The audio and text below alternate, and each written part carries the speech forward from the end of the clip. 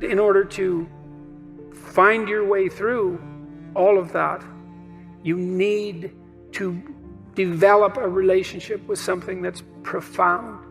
And you can. You have that capacity. And what could be more profound than the truth? And what would you rather have on your side? And to do more than your best. Because your best isn't enough. Because your best isn't as good as you could be. You have to push yourself past that.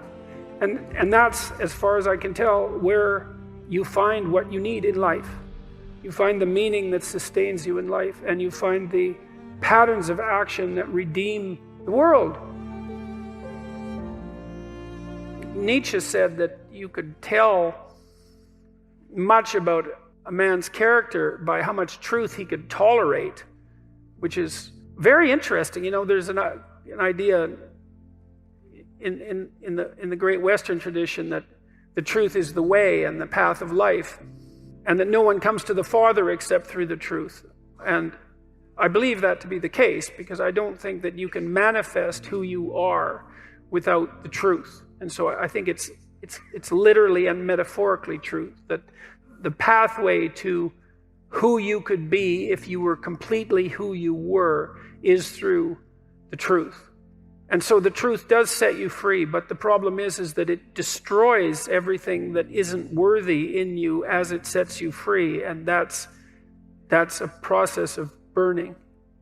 And it's painful because you cling to what you shouldn't be, partly out of pride and partly out of ignorance and partly out of laziness. And so then you encounter something true, and you all know this perfectly well, because when was the last time that you learned something important that wasn't a blow of some sort, you know? And it's often you look back at your life and you think, oh God, I really learned something there. I wouldn't want to do that again, but it really changed my life. I mean, sometimes it can really destroy you, you know, an encounter with the truth, and you never really recover. But now and then something comes along and straightens you out, and a lot of you has to go. A lot of you has to burn away. You know, and I suppose in some sense the idea is that everything about you that isn't worthy is to be put into the flames. And that's another reason to be not so casual about claiming what you believe, because it isn't something that you undertake without due caution. You know, I learned when I was a kid, about 25 or so, a little older than a kid, that almost everything that I said was one form of lie or another. And I wasn't any worse, I would say, than the people that I was associating with, or any better. And the lies were manifold, you know. They were attempts to win arguments for the sake of winning the argument. That might be one. Attempts to indicate my intellectual prowess when there were competitions of that sort. Maybe just the sheer pleasure of engaging in an intellectual argument and winning. My inability to distinguish between ideas that I had read and incorporated because I had read, but hadn't realized that I hadn't yet earned the right to use. All of that. And, you know, I had this experience that lasted a long time. Well, I would say it's really never gone away. And I think this was the awakening of my conscience, essentially. This voice, for lack of a better word, made itself manifest inside me, and it said every time I said something that wasn't true, and that's usually what it said. That's not true. You don't believe that. Or there was a sensation that was associated with it. I don't think this is that uncommon, you know. I asked my psychology classes for many years in a row if they had an experience, that they had a voice in their head, let's say, it's a metaphor, or a feeling that communicated to them when they were about to do something wrong. And it was universally the case that people agreed with one of those statements or another. And the other thing I would ask is, well, do you always listen to it? And of course the answer to that was definitely no. Well, you know, I learned that so much of what I was doing was false. And I think I learned this. See, there was a reason that this came to me so clearly. I was trying to understand why people did terrible things. And I was really concentrating on the terrible, terrible things that people do. And I was interested in Auschwitz, for example, and not as a political phenomenon, but as a psychological phenomenon. I was curious about how you could be an Auschwitz guard. And I wasn't really curious about how you could be one, because, well, you could be one, that, of course. I was more curious about how I could be one, being such a good person as I thought I was. But I also knew that many people did many terrible things during the 20th century, and the idea that I was somehow better than them, or that I should assume a priori that I was better than them, and that I wouldn't have made the same choices or worse had I been in the same situation, was a very, very, very dangerous supposition. And that we really needed to understand why it happened, and that perhaps we could go deep enough in that understanding, which is, I think, what happens when you go deep into understanding, so that you could stop it. Because if you understand a problem, maybe you can solve it.